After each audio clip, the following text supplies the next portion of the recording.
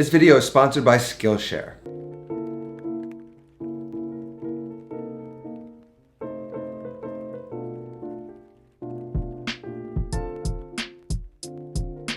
This is the time of year where families come together in peak tomato season to prepare, cook, and can fresh tomato sauce for the coming year. It's such a beautiful tradition in my opinion. However, it's a tradition that I don't really have in my family, but I'm looking to change that. And so I'm trying to figure out my system. Since I've never done it before, there's lots of things to consider. You don't just go get tomatoes and invest in hundreds of pounds of tomatoes. If they're not the right tomatoes, maybe you don't like them, maybe they're too acidic, maybe you could find better ones. We're gonna take it slow over the next few years and try and figure this out. You only have a few shots at it throughout the year in August, so it's not something we can kind of rush and figure out this year. I thought it'd be a perfect time to talk about making small batch fresh tomato sauce with the idea that we're searching for where we want to get our tomatoes from in the future. Stuff that we can make smaller batches of, store it in the freezer. It's a way to enjoy the fresh tomatoes of the season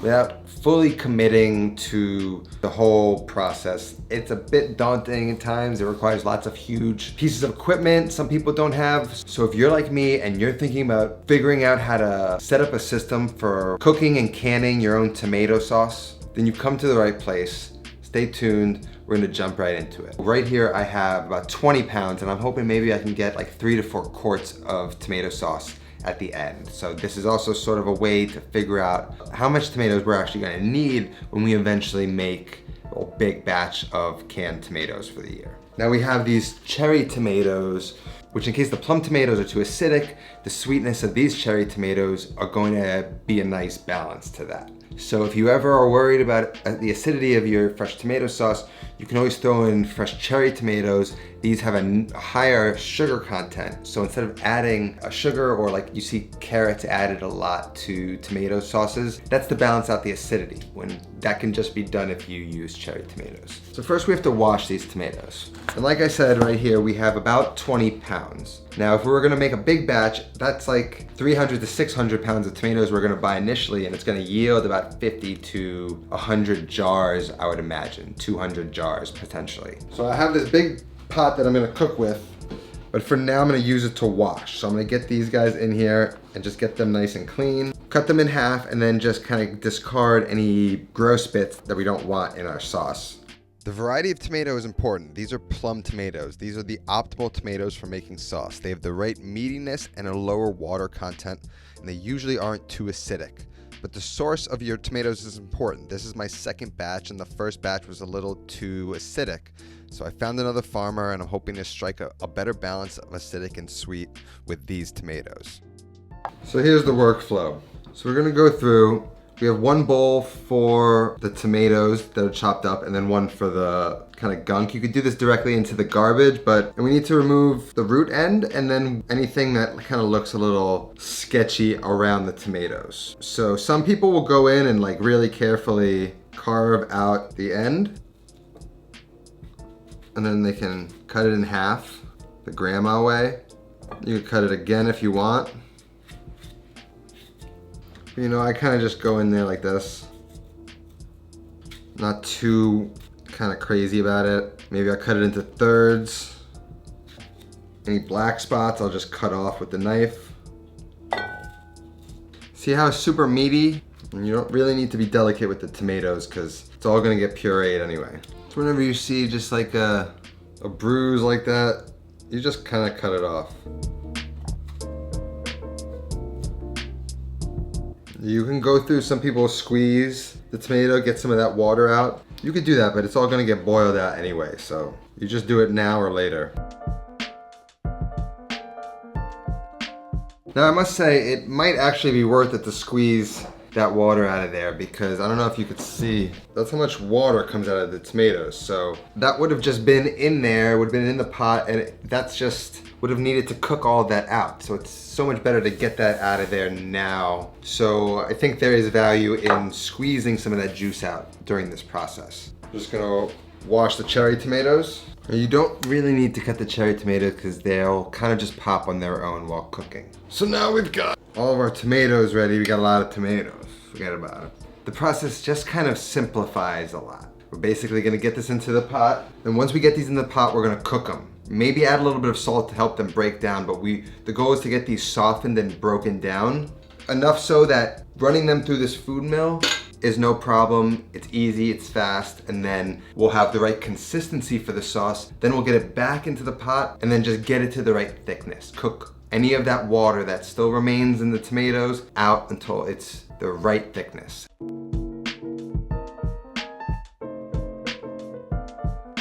That's basically almost to the top. I still have more tomatoes. I'm going to get this on the stove, and then while this starts to collapse and break down, I can get more tomatoes in. So let's just head on over to the stove. This is pretty straightforward, but there's one major issue you need to avoid, and that is burning the bottom of this big pot of tomatoes. So we need the right tool. I like a flat wooden tool ideally, but I don't have anything long enough for this pot. But I do have this long ass wooden spoon that's gonna be perfect to keep these tomatoes moving. Don't ask me where I got it. It's like an ancient relic. We're gonna wanna regulate the heat to as high as we feel comfortable with without worrying about burning. We wanna go high because this could take a minute to kind of break these down. You know, unless you have all the time in the world, then by all means go slow. Once they break down and sort of create more space in the pot, add the rest of the tomatoes, and we're just gonna stir this and let this cook until everything is softened and the cherry tomatoes pop and it's all nicely broken down. Now, while that is on the stove cooking, it's a great time to thank our sponsor today, Skillshare. Ask yourself, do you got the skills to pay the bills? I know I didn't always have them. It wasn't until I went out and sought out new skills that I found myself in the position I am today, figuring out how to produce stuff and make food and teach. So that's why I'm super psyched to be partnering up with Skillshare. Skillshare is an online learning community that's solely designed on teaching you new skills. Skillshare has classes to fit all sorts of schedules and lifestyles, and now that we're all at home, we have plenty of time to kind of add new things into our regimen. They've got all sorts of classes on all sorts of topics such as design, photography, gardening, food, you name it. So whether you're a beginner, whatever you're doing, or an expert, there's something for everybody. It's curated specifically to focus on learning, which means there's no ads disrupting you at all. And they're always launching new premium classes. And it's all less than $10 a month with an annual subscription. Right now I'm taking video editing with Final Cut Pro from beginner to YouTuber with Ali Abdal. I never really went through and actually learned the proper way to edit through a lot of these systems. I kind of created my own way, so I like learning how other people do it. I'm also kind of brushing up on my understanding of beef and the cuts of beef, and I'm learning from one of the best butchers there is, Pat LaFreda, in his course, Beef 101, 10 popular cuts and how to prepare them.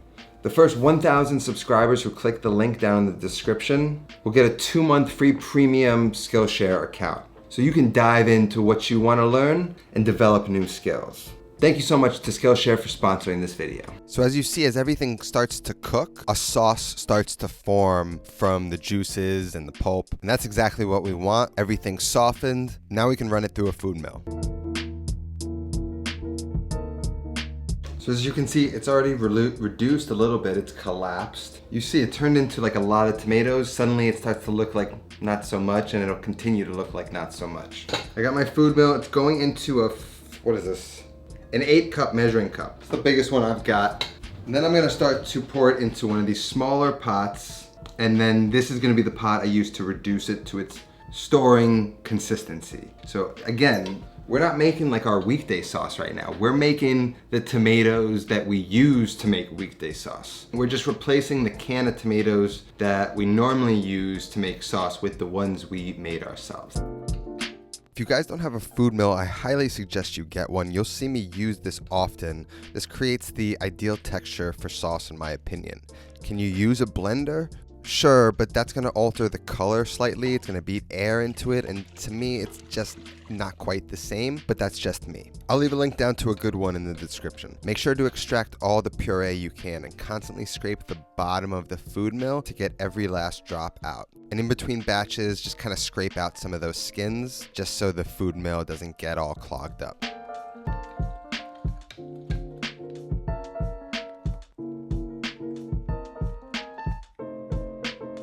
So the consistency is what I like. Pulpy, there's a couple seeds in there, no problem. Lots of water. The water, as I said, is what we're cooking down. So we're just gonna go over the stove, and you can boil this as slow as you want or as fast as you want. The key is just kind of making sure you stir the bottom and nothing burns. As long as nothing burns like we were worried about before, you're good. So let's get this on the stove. This is the simple technique of reduction that results in the concentration and intensification of the natural flavor in the tomatoes.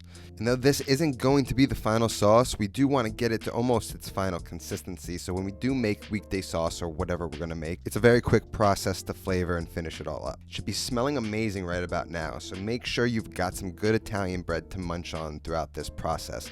That's literally my favorite part. Now we're trying to cook this relatively fast, but you do want to manage the heat so you don't make a mess and have everything splattering everywhere. Still a little bit too watery for me. I'm going to keep going. Now this is more or less the same process we would go through when canning large batches of tomatoes, just on a slightly smaller scale that's a little bit more manageable for the different size kitchens that I know a lot of my viewers have. Once you reach a thickness that looks good to you, then you're ready to store it.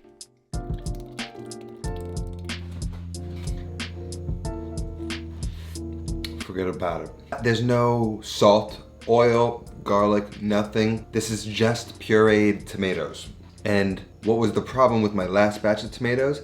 There's not a problem with this. It is a perfect balance of acidity and sweetness. It almost literally doesn't need anything. When you find the right tomato, that's everything. You rely on just really good quality ingredients and you get better quality end result. It's the reason why we would even go through the effort of making our own tomato sauce. This sauce just replaces a can of tomatoes. So this isn't quite a sauce yet. This is what you would find in here. So what did we yield from 20 pounds of tomatoes? 5.5 quarts. I'm happy. I told you I was looking for 3 to 4, so it's a good yield. So I think we found a good source for our tomatoes. Now these are gonna go in the freezer. So you had weekday sauce down, now you got summer sauce. Forget about it.